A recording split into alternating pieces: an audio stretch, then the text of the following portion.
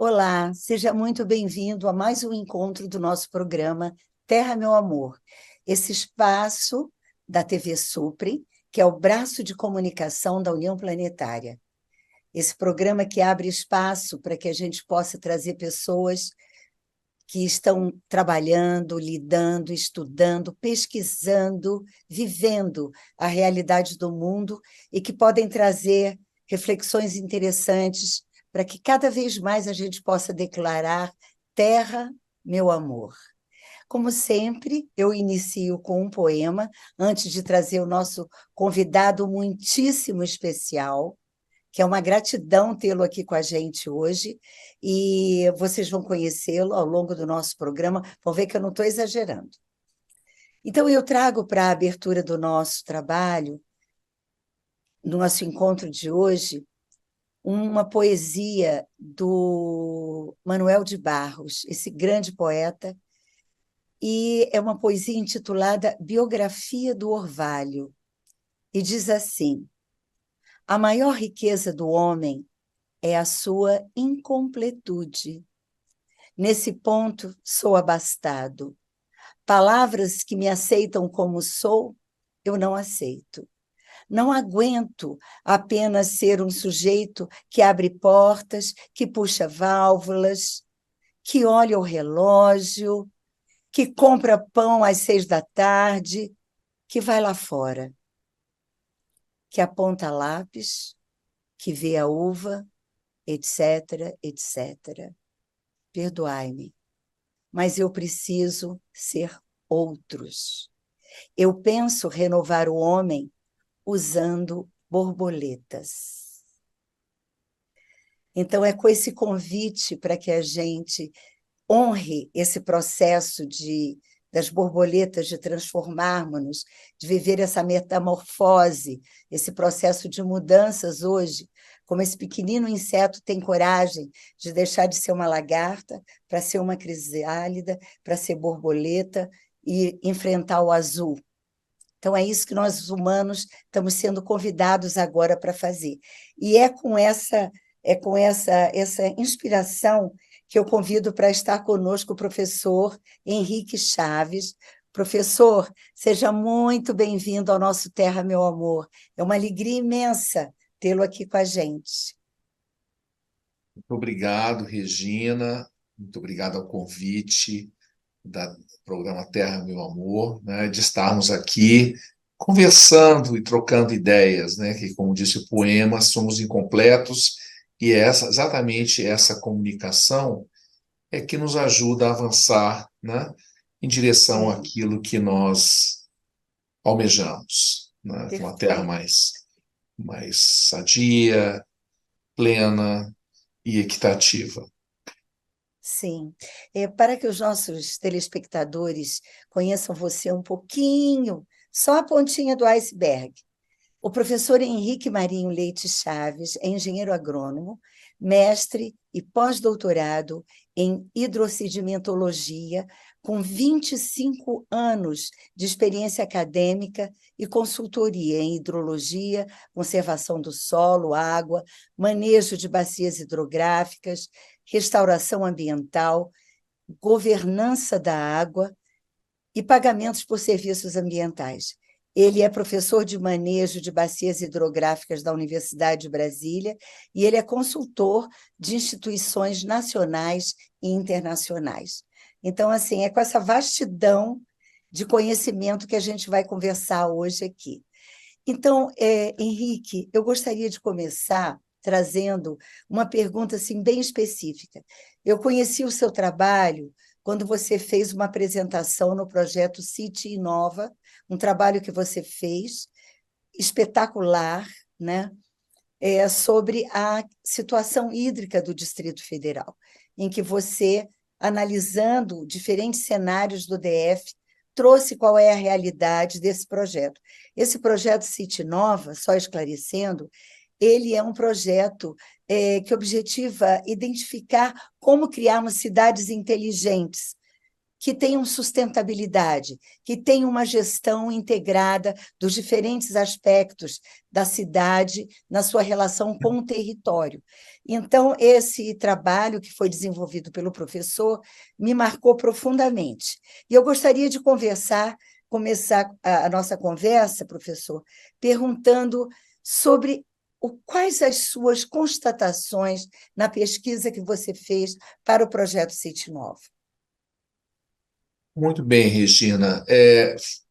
O projeto City Nova, como você bem colocou, é um projeto que buscava incluir Brasília naquela rede mundial de cidades inteligentes, onde os recursos hídricos, como nós sabemos, são parte integrante, né, dessas cidades, da comunidade e da vida, né, aqui de Brasília.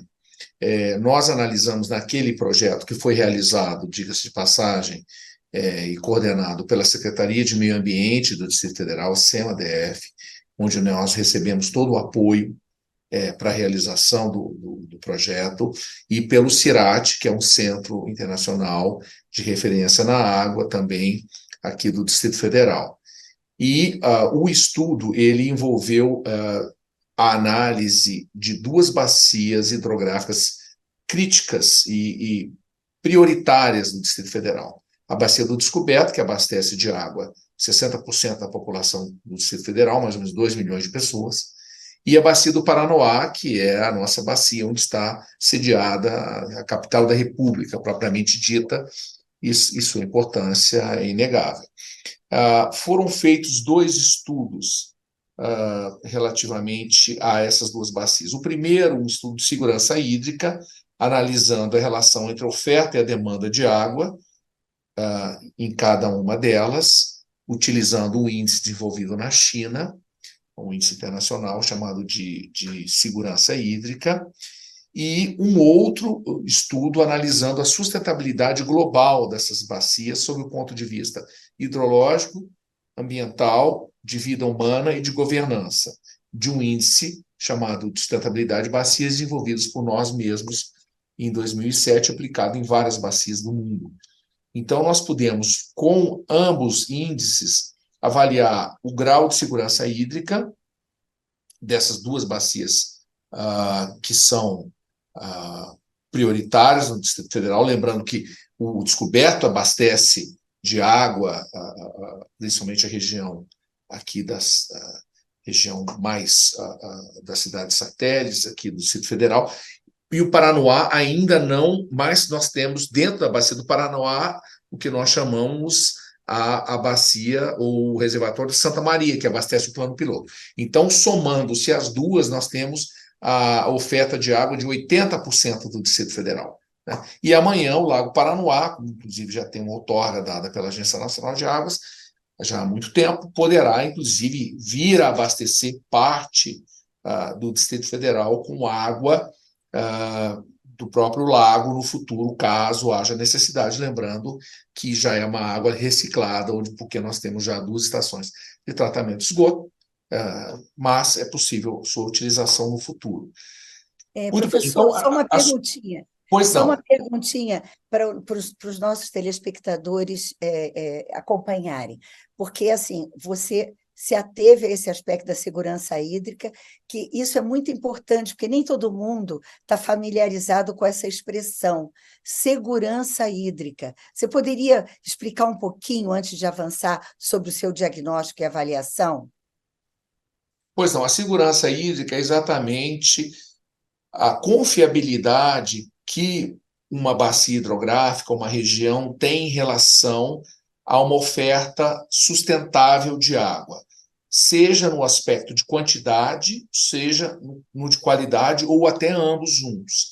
Então, nós sabemos que o que se deseja, e vamos pensar de uma maneira bem prática, é que nunca a gente exceda, em termos de uso de água, mais do que 50% da oferta média de água, isso que diz, por exemplo, o nosso Plano Nacional de Recursos Hídricos, de uma certa bacia, porque há variabilidades temporais e espaciais, como secas e períodos de estiagem, que podem exatamente afetar essa segurança hídrica. Então, aquela ideia de nossa segurança hídrica é simplesmente um conceito que informa sobre o grau, digamos assim, de segurança no abastecimento de água de uma comunidade, de uma bacia ou de uma região, não é? Então, assim, isso pode ser maior ou menor em função da questão climática, em função de questões de poluição, em função de questão, por exemplo, de uma crise, como nós estamos Sim, vivendo hoje, infelizmente, no Oriente Médio, e onde a água é um eixo central, sim, então, da questão hoje do conflito, né, em sim, Israel. Então, assim, a primeira coisa que se utilizou foi a questão da oferta hídrica, ou a sua ausência, não é? sim, E isso é exatamente. usado em guerra desde os gregos e desde, né, de Júlio César. Então, é realmente a questão, o ser humano não vive sem água, então, e nem as comunidades. Então, essa é uma questão que ela é bastante tratada no mundo. Então, tem vários índices, como esse desse chinês, esse índice que nós utilizamos, de Xu et al., que exatamente trata de uma maneira quantitativa, né, essa segurança hídrica. Então, ela Sim, é muito importante. A gente lembra que o nosso Distrito Federal, que felizmente estamos numa situação privilegiada em termos de nascentes, né, aqui no nosso Cerrado, no Planalto Central, nós sim, chamamos aqui o berço das águas, assim, nós não temos grandes problemas de poluição, porque os rios aqui nascem, não é? Ao sim, contrário de muitas outras regiões do Brasil, que recebem rios que já vêm poluídos de outros estados, outros municípios, que não vai, todos conhecemos, sim, realidades. Então, nós não temos um problema de qualidade de água, felizmente, ainda mais severo, salvo em algumas situações. Porém, temos essa situação na quantidade de água, porque sabemos que nessas cabeceiras onde nós estamos, de grandes bacias brasileiras, a oferta de água, o volume dos rios e as suas vazões são ainda pequenas, exato. relativamente a essas bacias quando nós partimos já, né, rio abaixo, seja para o norte, seja para o oeste, seja para o sul. Então, ah, temos esses aspectos. Um outro aspecto interessante que mostrou algumas fortalezas e fragilidades em relação à segurança hídrica do Distrito Federal foi a questão da sustentabilidade quando é analisada integrando a oferta de água e a sua qualidade com a questão ambiental dessas bacias. Vamos pensar o grau de conservação, né, do solo nessas bacias, ou de permeabilização, a qualidade da vida humana, por exemplo, dada pelo IDH e outros indicadores, e o grau de governança, por exemplo, leis, instituições, não é? E ações realizadas nessas bacias visando a sua proteção. Então, houve também pontos fortes e pontos fracos que estão identificados nessa publicação, digamos assim, que foi, inclusive, lançado no Fórum Mundial da Água do Senegal. Então, esse volume sintetiza, né, chamado de Análise de Segurança Hídrica e Sustentabilidade de duas bacias prioritárias do Distrito Federal, publicado pela SEMA, sintetiza exatamente, né, os resultados encontrados nesse projeto que você mencionou, chamado City Nova. E nesses resultados, qual foi o cenário que vocês identificaram? Porque você disse bem, nós somos cabeceira das águas, né? E temos miríades de nascentes, mas nós estamos vendo também uma ocupação muito intensa, né? A criação de novos bairros, de condomínios, e embora tenhamos um zoneamento ecológico econômico, nem sempre ele está sendo absorvido pelas políticas públicas. Então, o que eu acho importante, sabe, Henrique, é justamente dar visibilidade a esse trabalho importantíssimo que vocês fizeram. Então, assim, gostaria de saber qual é o cenário que você viu em relação a essa questão da sustentabilidade, nessa perspectiva de uma ocupação cada vez mais crescente de pessoas, de impermeabilização de solo, de construções. Como é que você está vendo isso? Olha, Regina, essa é uma questão importante. Nós sabemos que lá atrás, né, o plano piloto e o Distrito Federal como um todo foi muito bem planejado pelos nossos idealizadores e fundadores, né? Nós temos uma herança muito positiva de termos ainda, de certa maneira, o plano piloto aqui de Brasília, com áreas de grande permeabilidade, de áreas verdes, né, de recarga de aquíferos, com baixa densidade populacional, relativamente falando, a outras metrópoles brasileiras. Porém, a demanda digamos, pela ocupação do território, que foi muito forte nos últimos 30, 40 anos, e talvez um certo descaso relativamente digamos assim, planejamento dessa ocupação, principalmente em áreas mais frágeis da paisagem, em áreas de alta declividade, porque o nosso planejador lá atrás, ele pegou as áreas de Chapada para fazer a cidade de Brasília. Inclusive, as primeiras cidades satélites foram todas feitas em área de latossolo profundo, de alta recarga, de chapada, com baixa declividade, baixa erosão. Posteriormente, essa ocupação ela se deu de maneira desenfreada, né, sem um controle, inclusive chegando a áreas de nascentes, a áreas de APPs, que sabemos que são protegidas por lei, afetando de uma maneira extremamente importante a sustentabilidade dessas bacias. Então, há casos, por exemplo, no Distrito Federal, de mananciais, como o caso do Ponte de Terra, que está ali situado nas cabeceiras do Gama, que foram descontinuadas pela nossa empresa de saneamento por conta de um avanço importante urbano dentro dessa bacia, não é? E sabemos que, temos ainda, né, o Parque Nacional de Brasília, que abastece o plano piloto, que é tombado, temos aqui o Gama Cabeça de Veado, que também é uma área relativamente protegida, que abastece. Agora, a questão é o que ficará com as grandes bacias, como o Descoberto, né, que não tem esse grau de proteção, como essas outras que eu mencionei, e que abastece grande parte do Distrito Federal, né? Porque sabemos que já há, né, mananciais como o Riacho Fundo e Sobradinho que estão completamente poluídos. E praticamente são classe 4, são inutilizáveis, inclusive por lei, mesmo que tratada essa água amanhã. Então, assim, realmente o que você colocou chama atenção que o que limita a questão do Distrito Federal hoje, que muitas pessoas achavam que era terreno para habitação, não é a água. E os mananciais que aqui existem. Então, nós temos que nos perguntar, enquanto, né, brasilienses, o que nós queremos para o futuro.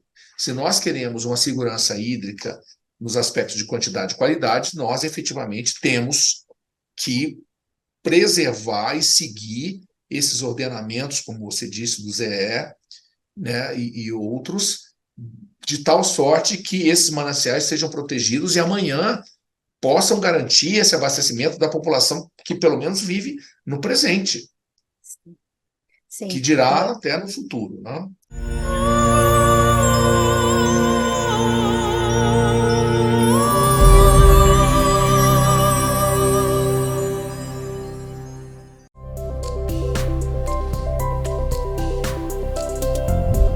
TV Suprem. Para uma nova consciência, uma nova televisão.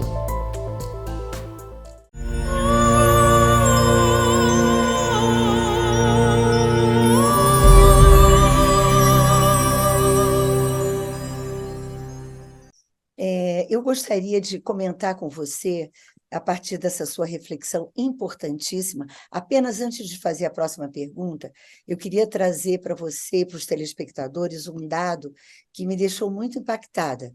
que é justamente nós, por sermos cabeceira das águas, temos águas emendadas, não é? De onde vertem águas para as bacias hidrográficas mais importantes brasileiras. No entanto, pelo impacto da ocupação do entorno de águas emendadas, está surgindo um estudo apontando a presença de mercúrio naquelas nascentes. Então, isso é gravíssimo. Então, veja bem, se nós somos cabeceira das águas, temos pequenos córregos, então nossa missão, professor Henrique, que eu sinto, é sermos guardiões desses recursos hídricos que nós temos aqui. Que eu sempre gosto da imagem de um guarda-chuva. Você tem um guarda-chuva, chove em cima, a água vai escorrer para as bordas do guarda-chuva, não é? Então, nós somos como se fosse essa área de onde a água vai escorrer para o resto do Brasil. Então, assim, você trouxe um artigo importantíssimo que aborda justamente, acho que está numa revista internacional, até gostaria que, se possível, você fizesse referência a esse artigo, que aborda a questão das estratégias de adaptação diante das mudanças climáticas, porque a questão da segurança hídrica dialoga intrinsecamente com esse desafio, né, das mudanças climáticas, da emergência climática. Então, você poderia abordar esse seu trabalho, por gentileza? Sim, Regina, esse trabalho foi publicado na revista Water, que é uma revista internacional esse ano, e trata exatamente de uma cenarização de eventuais mudanças climáticas em termos de aumento de temperatura e diminuição de chuva que deve ocorrer no Distrito Federal como um todo nos próximos 60 anos, até 2080.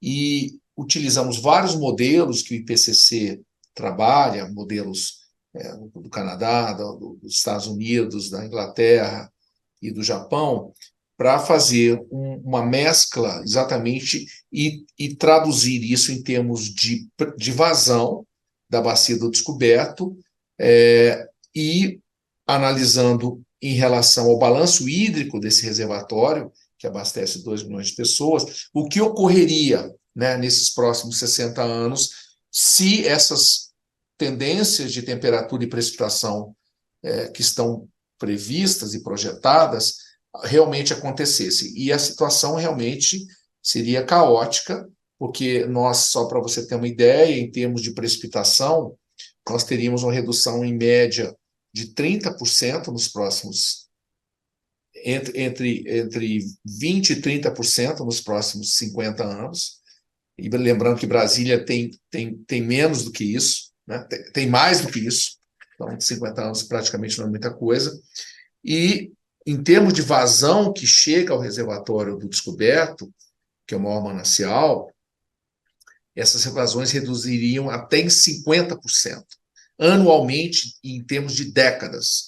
Então, a preocupação é extremamente grande no sentido de que, chovendo menos e tendo menos água nos nossos rios, esses reservatórios que não aumentam de tamanho praticamente, né, eles oferecerão muito menos capacidade reguladora de água para a população. E o que vai ocorrer, em última análise, que é menos oferta hídrica nós teremos do que temos hoje.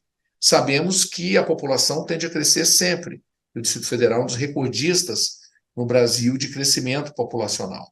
Então, a preocupação aqui é que exatamente com essa oferta reduzida de água, em função das mudanças climáticas, que ainda não ocorreram, mas deverão ocorrer proximamente, e o aumento populacional, isso é uma bomba relógio que, mesmo com as medidas recentemente tomadas de interligação, por exemplo, de reservatório de Corumbá 4 em Goiás para Brasília, não serão suficientes para fazer frente à redução da vazão aqui mesmo em Brasília. Então, a questão é que eu sinto e me preocupo pelo fato de que pouco se planeja no Distrito Federal, e aqui fica um alerta para os conselhos de recursos hídricos, de meio ambiente, GDF como um todo, empresa de saneamento, para que comecem realmente a planejar e a pensar nesses impactos e nas medidas que serão necessárias para que nós tenhamos uma transição um pouco menos chocante em função das mudanças climáticas. Nossa, professor Henrique, você está trazendo dados muito importantes. Eu te agradeço, porque é oportunidade também da sociedade civil se apropriar dessa realidade, porque eu tenho refletido muito sobre essa questão hídrica, e eu acho que, por exemplo, já que a gente está falando de segurança da vida, então, aspectos ligados aos corpos hídricos, à água, ela deveria ser uma política de Estado e não uma política de governo. Porque, como política de governo, a sociedade, o território, fica muito vulnerável à mercê do entendimento deste ou daquele governador ou prefeito, no caso de outras cidades, em relação à gestão do território. Então, assim, eu acho que é fundamental que o brasiliense se aproprie desse extraordinário material que foi produzido para esse projeto City Nova, né? Assim, a Secretaria do Meio Ambiente, como você muito bem pontuou, é que promoveu essa pesquisa, também dialoga com a questão do colapso do clima, né? Como que você viu que na ONU o Guterres disse: não estamos mais em emergência climática, estamos em colapso climático, né? Então, assim, mas eu gostaria de lhe ouvir. A gente já está fechando o nosso programa, mas eu não posso deixar de te fazer essa pergunta. Qual é o cenário para que nós juntos, governo, sociedade civil, possamos fomentar, protagonizar, para criarmos um cenário de esperança nesse equilíbrio dinâmico entre a presença humana, as águas e a sustentabilidade? Isso é possível, professor? É possível, Regina, e ela começa com a informação. Então, é extremamente importante que a sociedade brasiliense, por exemplo, tome nota e consciência da nossa realidade atual e futura, principalmente essas projeções hidrológicas, e comece a agir como realmente cidadão e cidadãos, né? No sentido de cobrar dos nossos gestores e decisores ações efetivas, inclusive de planejamento, que é a primeira ação, e de prevenção, não é? Para que nós possamos chegar, digamos, e enfrentar de uma maneira mais eficaz essas ameaças, que existirão, nós sabemos. Mas se nós estivermos preparados, os choques e os problemas serão muito menores. Sim, eu acredito nisso também, professor, mas é muito importante. Esse é um dos papéis do nosso programa Terra, Meu Amor, é dar visibilidade para que as pessoas possam se apropriar das informações e construir entendimentos e ações de transformação.